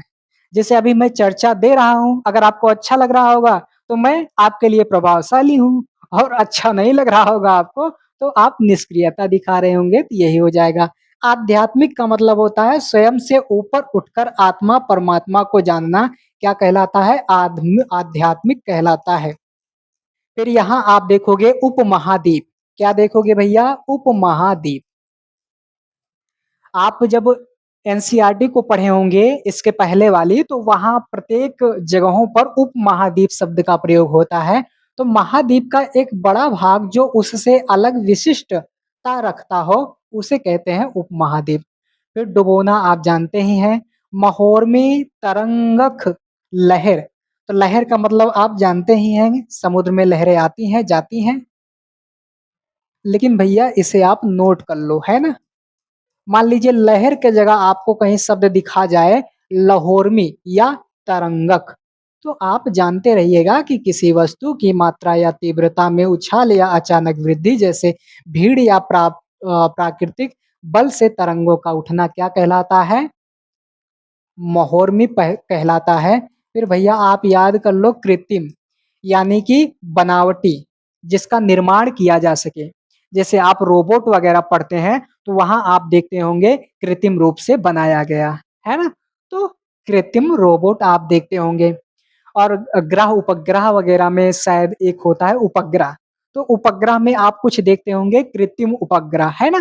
तो इस तरह से देखते होंगे। फिर वेदिका या सीढ़ीदार कृषि, जैसे आप देखते होंगे तो पहाड़ी है, पहाड़ी पे ऐसे जो है ऐसे सीढ़ीदार, सीढ़ीदार कैसे भैया? ऐसे, है ना? सीढ़ीदार खेती ऐसे की जाती है। तो ये सीढ़ीदार कृषि हो गई, इसके बारे में आप जान लीजिए, प्रायः परीक्षाओं में ऐसे पूछ लिया जाता है सीढ़ीदार खेती के बारे में। भूभाग यानी कि भूमि का टुकड़ा, फिर स्थलीय या पार्थिव यानी कि पृथ्वी से संबंधित भूमि पर आधारित। फिर यहाँ आप देखोगे टर्सरी सेक्टर, यानी कि तृतीयक क्षेत्रक। तृतीयक क्षेत्रक ना तो वस्तुओं का उत्पादन करता है और ना ही बनाता है, बल्कि यह प्राथमिक और द्वितीयक क्षेत्रों में सहायता प्रदान करता है। इसीलिए हम तृतीयक क्षेत्रों को क्या कहते हैं? सेवा क्षेत्रक का नाम देते हैं। क्या नाम देते हैं? सेवा क्षेत्रक का नाम देते हैं। है ना? तो इसमें आप देख सकते हो जैसे परिवहन हो गया, बैंकिंग हो गया, तो ये सेवा सेक्टर के नाम से भी जाना जाता है, सेवा क्षेत्र के नाम से भी जाना जाता है। ये बात भी आपको पता होनी चाहिए। फिर रूपांतरण यानी कि रूप बदल लेना और उसके बाद ट्रांसजेंडर, क्या भैया? ट्रांसजेंडर, ये भी शब्द आप नोट कर लो। प्रायः आप जब साइंस एंड टेक्नोलॉजी वगैरह पढ़ोगे तो ऐसे शब्द देखने को मिल जाता है और खासकर जब आप सोसाइटी वगैरह पढ़ोगे, समाज वगैरह पढ़ोगे तो वहाँ भी आपको ऐसे शब्द देखने को मिल जाएँगे। प्रेषित करना या प्रसारित करना यानी कि जैसे आप देखते होंगे न्यूज़ वगैरह है, तो क्या करते हैं? प्रेषित करते हैं। जैसे मैं कुछ यहाँ पर पढ़ा रहा हूँ, बोल रहा हूँ, तो मैं क्या कर रहा हूँ? प्रेषित कर रहा हूँ, भेज रहा हूँ। तो यही है, यानी कि मैं एनसीईआरटी का प्रसार-प्रसार कर रहा हूँ, प्रचार-प्रसार कर रहा हूँ, यही है प्रेषित, ज़्यादा कुछ नहीं है।